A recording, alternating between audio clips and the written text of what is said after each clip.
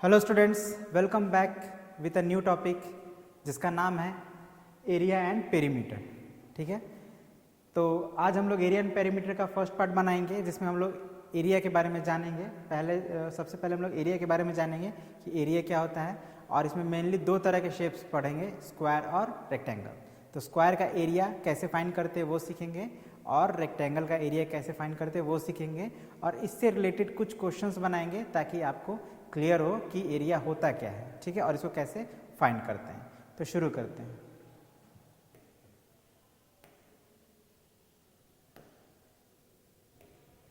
तो देख सकते हैं, सबसे पहले हम लोग स्क्वायर को समझते हैं। स्क्वायर क्या है?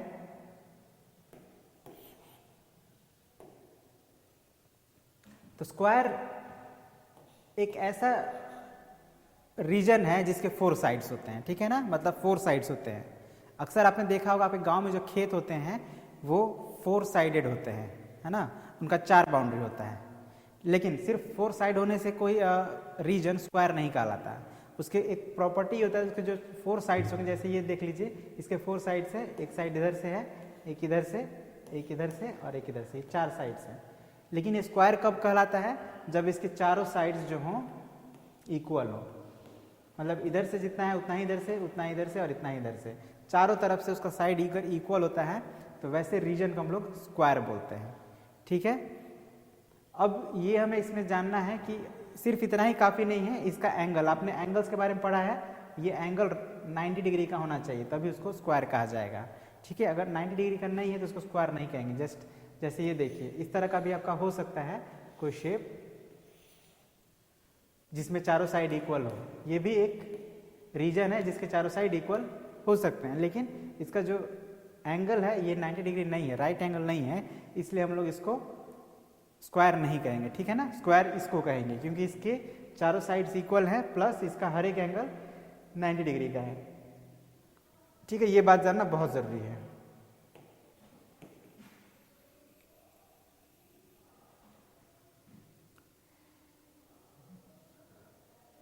अब हम लोग पहले लिख लेते हैं स्क्वायर क्या है।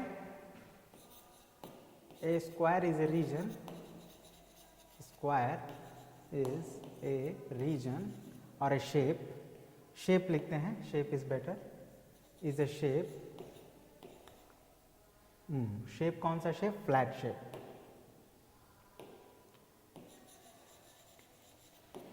Is a flat shape that has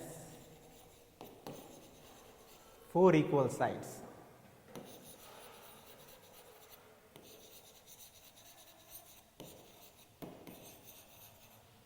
ठीक है, तो जैसे आप देख रहे हैं यहाँ पे एक स्क्वायर है, एक ये जो स्क्वायर है हमारा, एक और स्क्वायर बनाते हैं। जैसे सपोज कीजिए दिस इज ए स्क्वायर, इसके चारों साइड्स इक्वल हैं।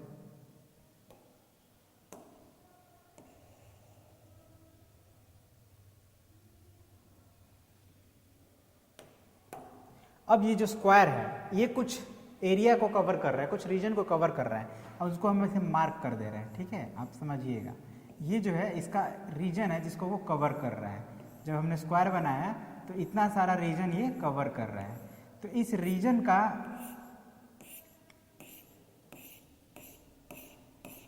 जो वैल्यू है, इस रीजन का वैल्यू, जितना रीजन ये कवर कर रहा है, इसी को हम उसका एरिया कहेंगे।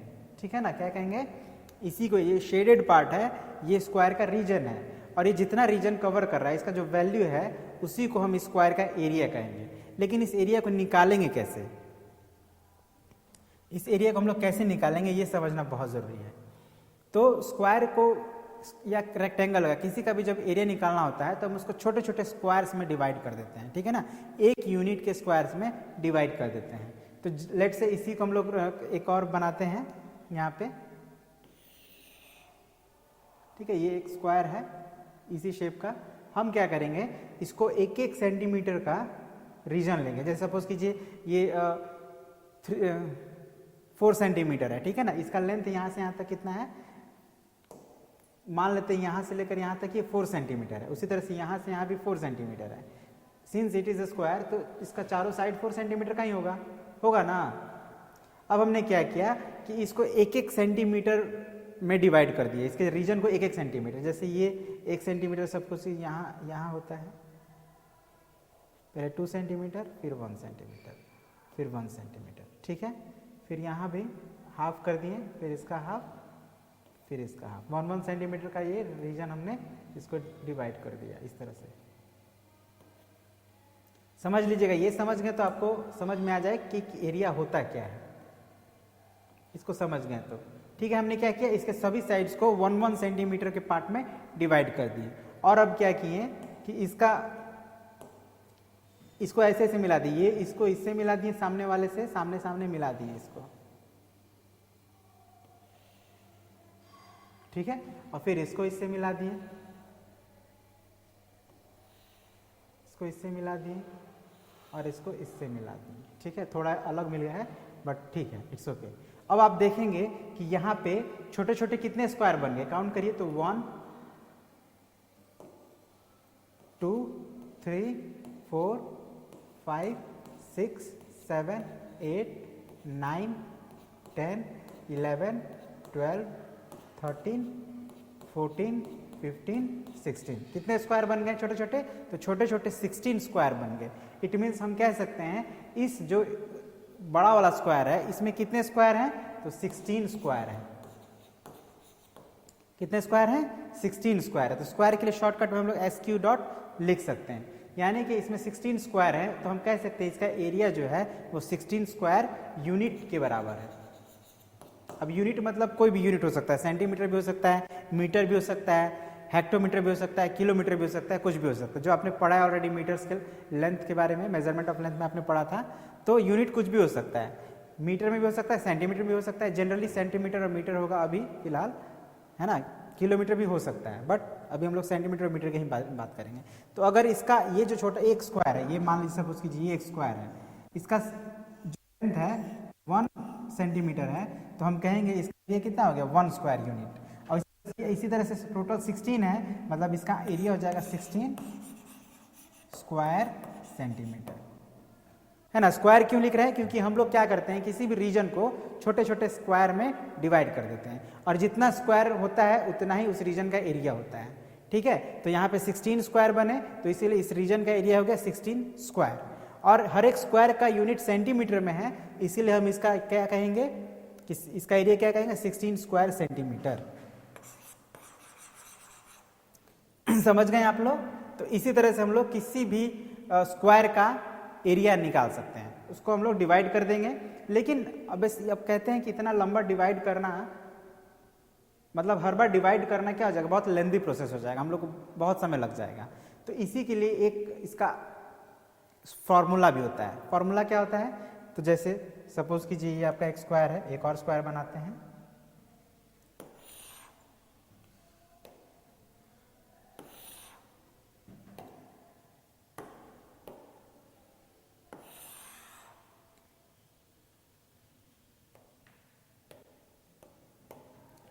ठीक है। इसका ये एक स्क्वायर है। अब इसका जो ये लेंथ है इसको हम लोग मान लेते हैं A सेंटीमीटर या A यूनिट, ठीक है। तो ये कितना होगा, ये भी A यूनिट ही होगा, तो ये भी A ही होगा क्योंकि ये स्क्वायर है, और ये भी A ही होगा।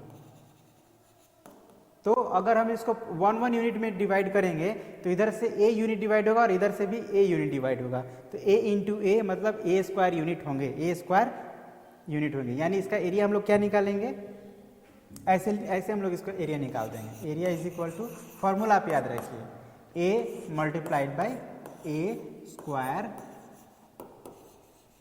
यूनिट, दैट्स ऑल, ठीक है ना।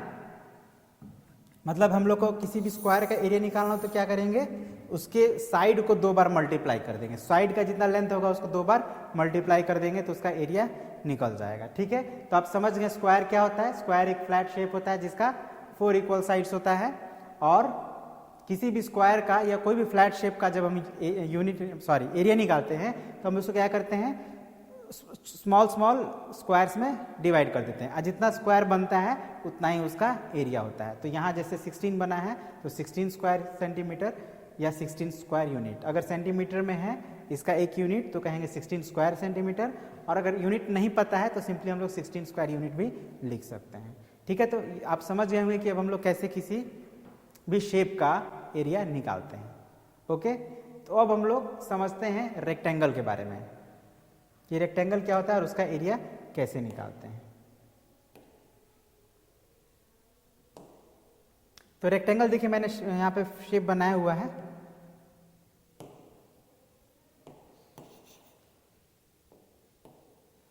रेक्टेंगल क्या होता है, तो देखिए ये भी स्क्वायर जैसा ही लग रहा है, बट इसमें थोड़ा डिफरेंस ये है कि इसके चारों साइड्स इक्वल नहीं होंगे, है ना। मतलब सामने सामने वाला साइड इक्वल होंगे। जैसे ये इसके सामने साइड कौन है, ये है, तो ये दोनों इक्वल होगा आपस में।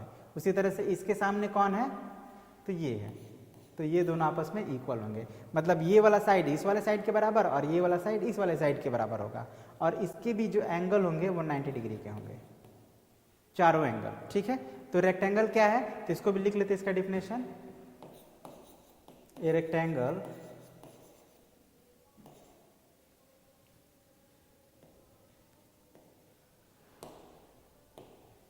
rectangle is a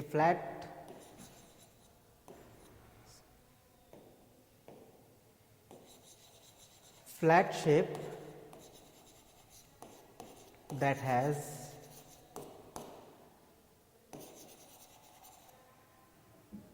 four sides. मतलब इसमें फोर साइड्स हैं लेकिन फोर साइड्स इक्वल नहीं है ना, all the four sides equal नहीं, इसमें अपोजिट साइड्स इक्वल होते हैं।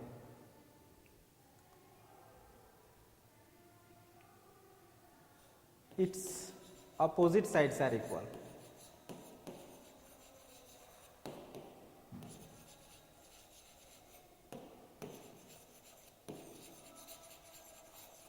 It's opposite sides are equal, मतलब इसके अपोजिट साइड्स इक्वल होंगे। जैसे इस साइड के इक्वल ये साइड होगा और इस साइड के इक्वल ये साइड होगा। ठीक है, तो अब इसका हम लोग एरिया कैसे निकालेंगे, तो इसको भी हम लोग क्या करते हैं, किसी भी फ्लैट सरफेस, जैसे मैंने बताया किसी भी फ्लैट सरफेस का एरिया निकालने के लिए उसको हम लोग स्मॉल स्मॉल स्क्वायर में कन्वर्ट करते हैं। तो सबसे पहले एक हम लोग रेक्टेंगल बना लेते हैं। ठीक है, और जैसे मैंने बताया कि रेक्टेंगल में सभी साइड्स इक्वल नहीं होंगे, ये इसके बराबर होगा और ये इसके बराबर, ये मैंने बताया।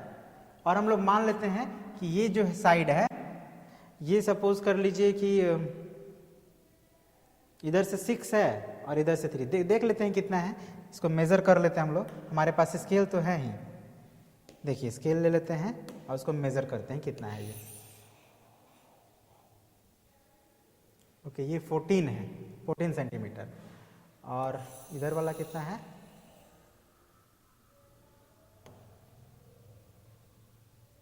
इधर वाला करीब करीब 8 सेंटीमीटर है। तो 8 and 14 है ना, 8 और 14 है। तो अब क्या करेंगे, इसको हम लोग 1 सेंटीमीटर में नहीं, हम थोड़ा बड़ा सा यूनिट लेंगे, है ना। तो मान लेते हैं कि इधर से 7 सेंटीमीटर है,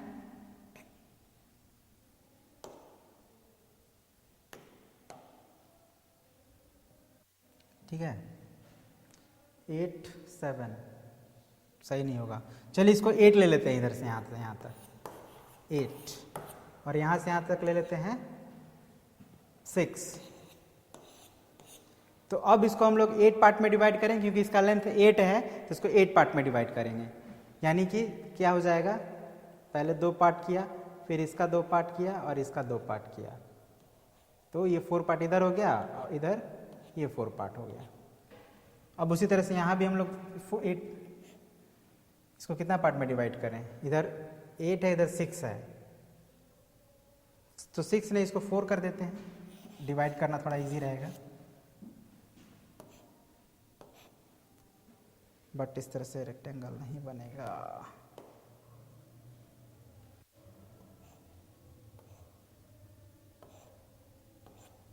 चलिए 6 ही रहने दिया जाए, 6 ही सही है। तो थोड़ा हौच पौच हो गया, फिर से समझ लेते हैं इसको हम लोग, तो आप कंफ्यूज हो जाएंगे।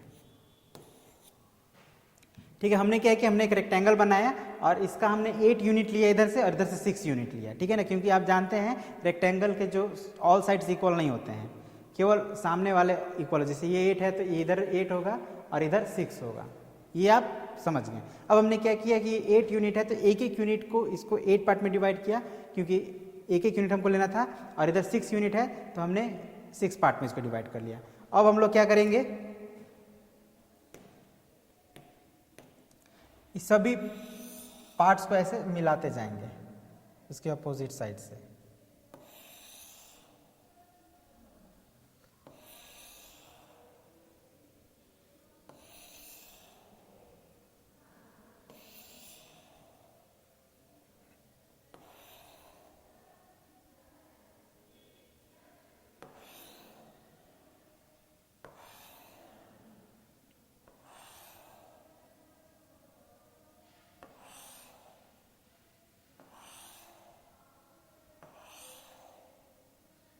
ठीक है, तो हमने क्या कि इसको स्मॉल स्मॉल स्क्वायर्स में डिवाइड कर दिया। अब देखिए यहाँ पे कितना स्क्वायर हो रहा है, तो ध्यान दीजिएगा यहाँ पे तो छोटे छोटे 8 स्क्वायर बने और इधर कितने बने 6 स्क्वायर बने, तो मतलब 8 and plus 8 and plus 8 and plus 8 and plus 8 and plus 8 कितना हो गया 8 6 टाइम्स, है ना। तो 8 इंटू 6 कितना हो जाएगा 8 6 टाइम्स, तो 8 6 जा 48, मतलब यहाँ पे 48 स्क्वायर बने। यानी कि इस जो रेक्टेंगल यहाँ पे बना उसका एरिया क्या हो जाएगा 48 स्क्वायर यूनिट। स्क्वायर यूनिट क्यों, क्योंकि 48 स्क्वायर बने हैं तो 48 स्क्वायर लिखना पड़ेगा, और इसका यूनिट हमें अभी एग्जैक्ट यूनिट नहीं पता है तो हम लोग यूनिट लिख सकते हैं। अगर हमें इसका लंबाई नहीं पता हो तो हम लोग यूनिट लिख सकते हैं, जैसे लंबाई नहीं, उसका यूनिट नहीं पता हो कि कौन सा सेंटीमीटर है मीटर है, तो हम लोग अपने तरफ से यूनिट लिख सकते हैं। तो इसका 8 यूनिट, इसका 6 यूनिट, हमने इसको 8 पार्ट में डिवाइड किया, इधर से 6 पार्ट में डिवाइड किया और सबको मिल स्क्वायर बनाया, तो कितने स्क्वायर बन गए 48। मतलब इस जो रीजन है हमारा रेक्टेंगल उसका एरिया कितना आ गया 48 स्क्वायर यूनिट आ गया। समझ गए आप। अब आपको इससे अंदाजा लग गया होगा कि रेक्टेंगल का एरिया निकालने के लिए हम लोग क्या करना है। अब इसी बात से आप समझ गए कि area of rectangle is equal to क्या होता है,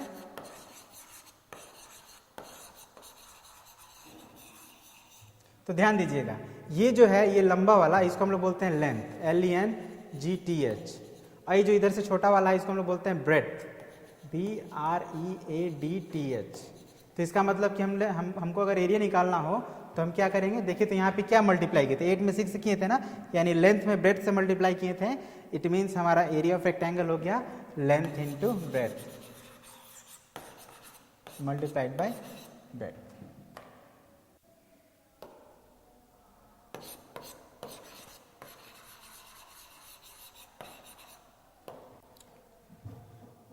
तो इस तरह से हमने जानना कि अगर किसी रेक्टेंगल का एरिया निकालना हो तो हम लोग उसको लेंथ इंटू ब्रेड्थ कर देंगे तो उसका एरिया निकल जाएगा, और नहीं तो हम लोग उसको स्मॉल स्मॉल स्क्वायर्स में भी डिवाइड करके उसको काउंट कर लें तो उस तरह से भी हम लोग का उसका एरिया निकल जाएगा। तो दो तरीका आपने सीखा रेक्टेंगल का एरिया निकालने का, दो तरीका आपने सीखा, एक तो फॉर्मूला यूज करना है और दूसरा में उसको डिवाइड करना है स्मॉल स्मॉल स्क्वायर्स में।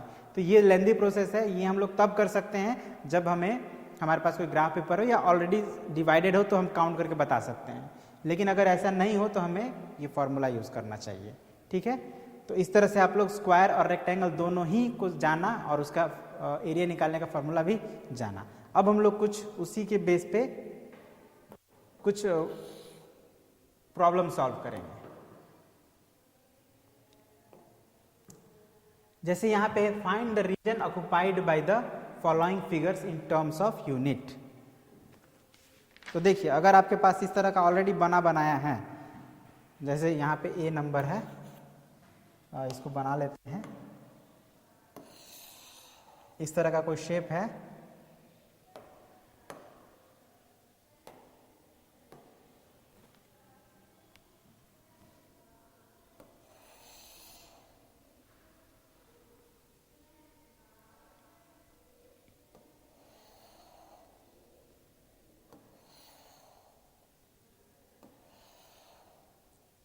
ठीक है। तो इस तरह का शेप ऑलरेडी बना हुआ है और इस शेप में आप देख रहे हैं कितने स्क्वायर्स हैं, तो आपको सब ये छोटे छोटे स्क्वायर्स बने हुए हैं। तो ये कितना स्क्वायर हो गया 1 2 3 4 5 6 7 8, मीन्स इसका एरिया कितना हो गया 8 स्क्वायर। ठीक है ना, 8 स्क्वायर हो गया। अब इसका हमको नहीं पता सेंटीमीटर मीटर है तो हम लोग लिख देंगे यूनिट। ठीक है, आंसर बस काउंट कर लेना है, जितना होगा उतना ही उसका आंसर हो जाएगा। ठीक है, एक और देखते हैं।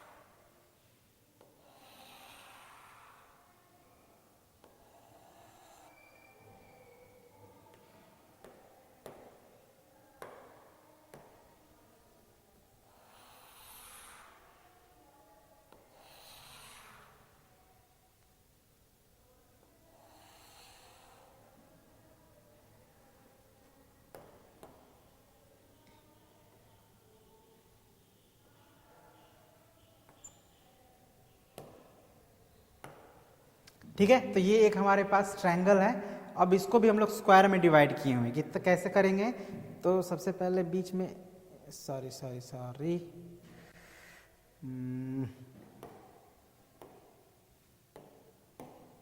ठीक है, एक लाइन ऐसे सीधे खींचेंगे हम लोग,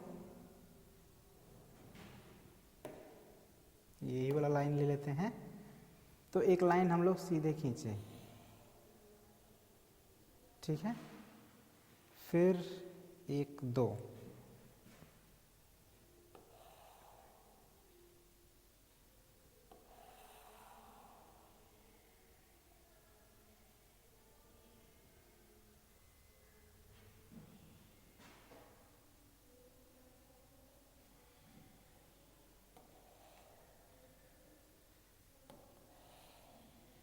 ठीक है। तो ये थोड़ा सा उतना अच्छा नहीं बना, बट आप समझिए, आप इसको ये समझिए कि ये क्या है, ये स्क्वायर है। तो यहाँ पे आप देखेंगे कि ये 1 और 2, ये दो तो क्लियर हो गया, दो स्क्वायर हैं, लेकिन ये दोनों जो है वो इनकम्प्लीट है ना। तो अगर आप ध्यान दीजिए, तो अगर ये वाला पार्ट को आप इसमें ऐड कर दें इस तरह से, तो ये एक स्क्वायर बन जाएगा, और तो ये 3 हो जाएगा। फिर इस तरह से ये वाला पार्ट को आप काट कर इधर ऐड कर दें, तो ये एक और स्क्वायर बन जाएगा, यानी 4 स्क्वायर हो जाएगा। फिर भी ये बच रहा है, तो ये जो बच रहा है एकदम बहुत माइनर सा बच रहा है, तो हम लोग इसको अगर मोटा मोटी करें तो ये हो जाएगा 4 स्क्वायर यूनिट। थोड़ा सा अगर बचता है तो उसको हम लोग छोड़ देते हैं, ये थोड़ा सा बच रहा है। हालांकि ये जो है जब हम इसमें ऐड करेंगे तो थोड़ा सा बचेगा, तो ये वाला इसमें एडजस्ट हो जाएगा, यानी कि ये दोनों को मिलकर अगर हम इसमें जोड़ दें तो 1 स्क्वायर ये बन जाएगा, और ये दोनों को जोड़ दें इसमें तो 1 स्क्वायर ये बन जाएगा। तो इस तरह से 4 स्क्वायर बन जाएंगे, तो इसका एरिया क्या हो जाएगा, 4 स्क्वायर यूनिट। ठीक है, तो इसी तरह से आपके बुक में 1 2 और हैं, आप लोग उनको इसी तरह एडजस्ट करके उनका स्क्वायर यूनिट यानी उसका एरिया निकाल सकते हैं। ठीक है, अब हम लोग नेक्स्ट क्वेश्चन देखते हैं, find the areas of the following figure. तो ये तो हम लोग बना सकते हैं आसानी से, 1 3 1:3, जैसे ये हो गया इस तरह से।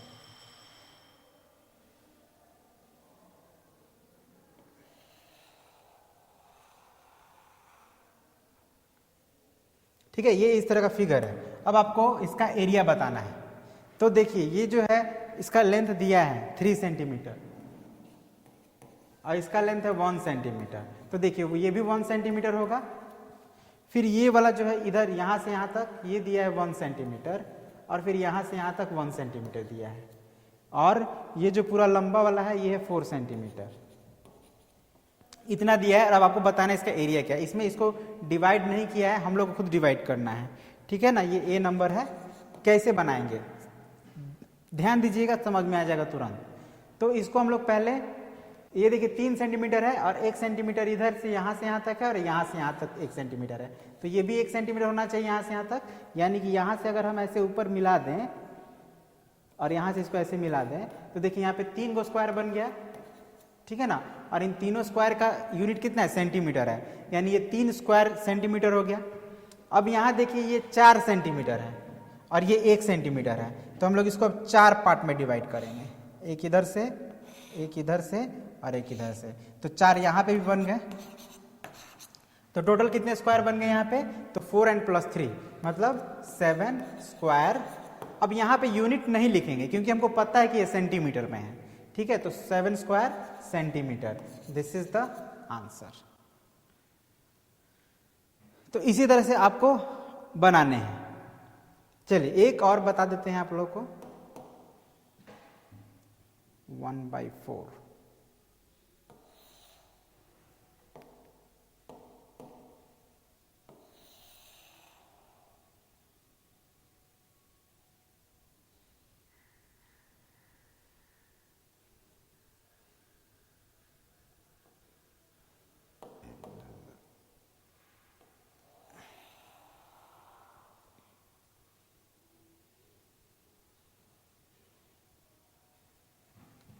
ठीक है, तो ये इस तरह का कुछ शेप है।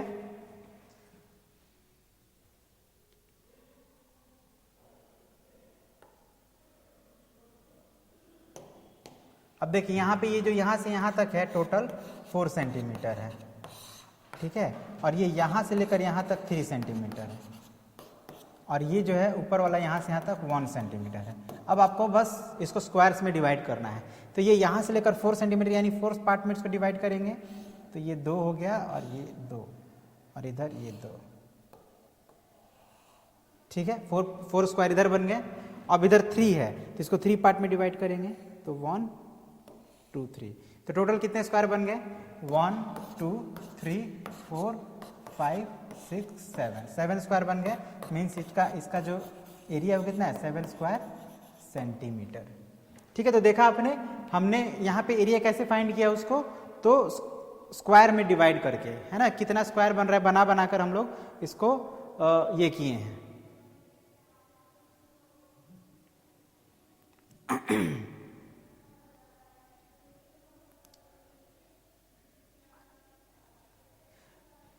तो मैंने आप लोग को 2 तरीके से स्क्वायर निकालना सिखाया था, जिसमें से पहला तरीका था कि हम लोग कोई भी शेप दिया हुआ है तो उसको छोटे छोटे माने 1 यूनिट के स्क्वायर में कन्वर्ट करना है और उसको काउंट कर लेना है, जितना आएगा वह उतना ही उसका स्क्वायर होगा।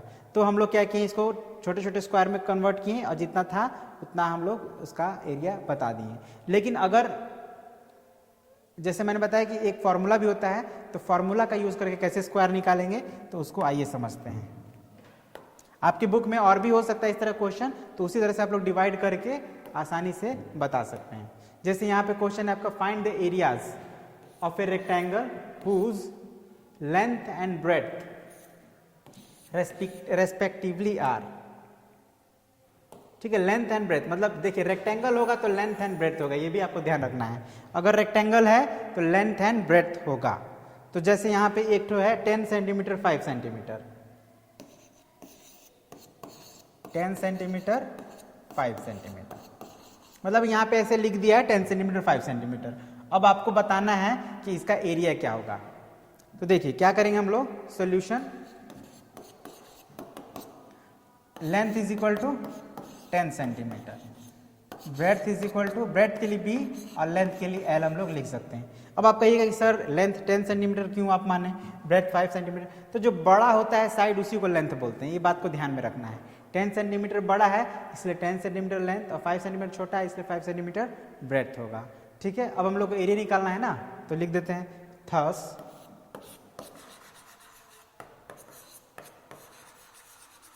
Area of rectangle is equal to क्या होता है, लेंथ इंटू ब्रेड्थ यानी L इंटू बी। लेंथ कितना है 10 और ब्रेड्थ कितना है 5, 10 5 ज़ा 50।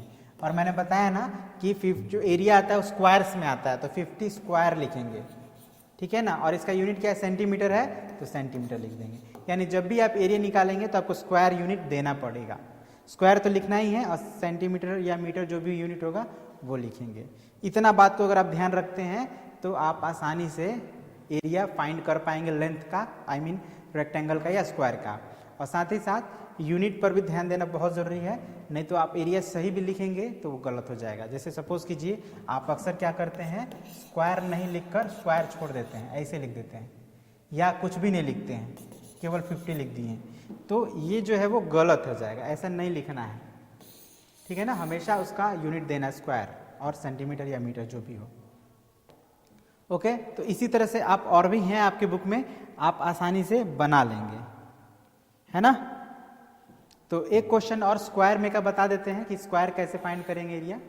जैसे यहाँ पे है next, find the areas of square whose side is given as. अब देखिए स्क्वायर होगा तो साइड होगा, अगर स्क्वायर है तो साइड है, उसमें आपको लेंथ ब्रेड्थ नहीं मिलेगा, इस बात का ध्यान रखिएगा, ठीक है ना। अगर स्क्वायर है तो उसमें लेंथ ब्रेड्थ आपको नहीं मिलेगा क्योंकि वो तो इक्वल होता है, उसमें केवल मिलेगा साइड मिलेगा, ठीक है ना। तो इसमें साइड दिया है 7 सेंटीमीटर, सपोज कीजिए एक है 7 सेंटीमीटर, ठीक है। तो सोल्यूशन क्या होगा, तो here side is equal to, या हम लोग इसको साइड के बदले में ए भी लिख सकते हैं, ठीक है ना।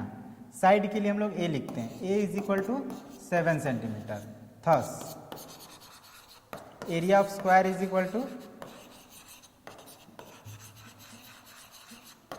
ए इंटू ए, बताए थे ना। तो यानी कि साइड को इन 2 बार मल्टीप्लाई कर लेना है, 7 7 सा 49, और फिर अब स्क्वायर स्क्वायर लिखना है और यूनिट दे देना है।